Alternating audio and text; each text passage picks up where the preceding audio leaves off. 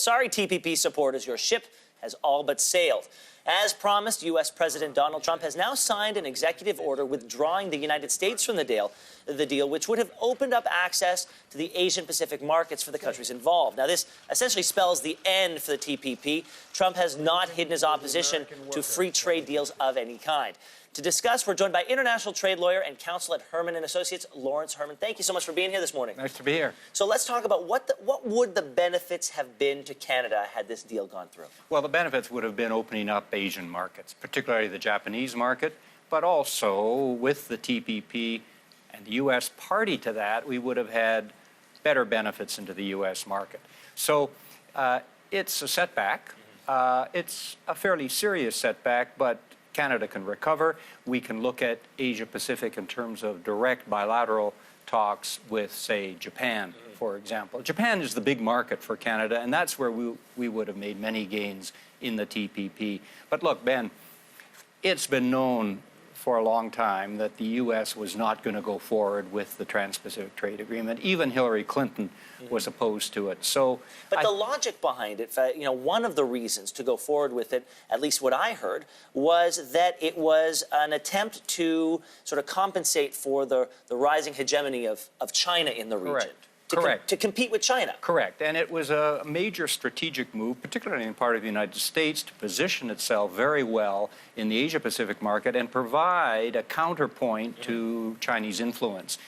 Obviously, Mr. Trump doesn't think that's important. I think he feels that he could probably deal directly with China and cover U.S. strategic interests that way. But the fact is that now, without the TPP, there's lost opportunities. There's no doubt about it.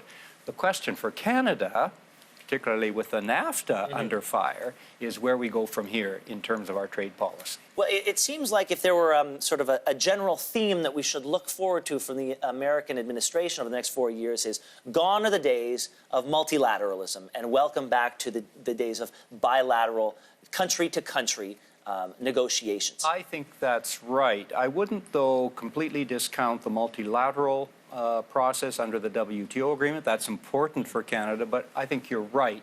Regional agreements, particularly big regional agreements involving the United States, or indeed involving the Brits, may be at an end, and we're looking now to more bilateral relationships. So with their rush to say goodbye to TPP, are you optimistic for the future of NAFTA? I am not optimistic for the future of NAFTA as it is now. It will be rewritten. It has to be rewritten. Yes. The U.S. will not go forward with Mexico and the U.S. relationship as it is now. So the Mexico-U.S. relationship will be rewritten. NAFTA will be changed radically. And the question for Canada is, how do we position ourselves within the NAFTA framework or outside the NAFTA framework, given the importance, as you know very well, your father was a leader in this area, the importance of the Canada-U.S. relationship. Well, and I think a lot of people haven't yet asked the question, at what point does NAFTA lose any value to Canada? And at what point do we say, all right, if this is the deal that you want, America, then let's just kill it and let's go back to the original 1988 free trade agreement, the bilateral deal between Canada and the United States? Well, that certainly is an option. The point is we want to keep the benefits of the 1988 agreement, build on the NAFTA, use the NAFTA benefits, but I think what we're talking about going forward is a bilateral relationship, a new bilateral trading relationship with the United States, possibly within the NAFTA framework, although that's technically very complicated, but certainly a separate set of arrangements, qualitatively different from the arrangements the Americans have with Mexico. If we're sitting down opposite Donald Trump and his trade team to negotiate and hammer out a new, more modern trade deal between our two countries, what kind of hand do we have to play?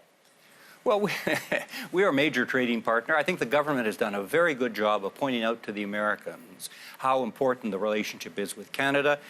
Many states in the United States depend entirely on their trading with Canada. So we are an important player economically, politically, and I think that's going to resonate with the Trump administration, hopefully. Hopefully, and let's underline that bolded in italics. Right. International trade lawyer Lawrence Herman, thank you so much for being here this morning. Pleasure.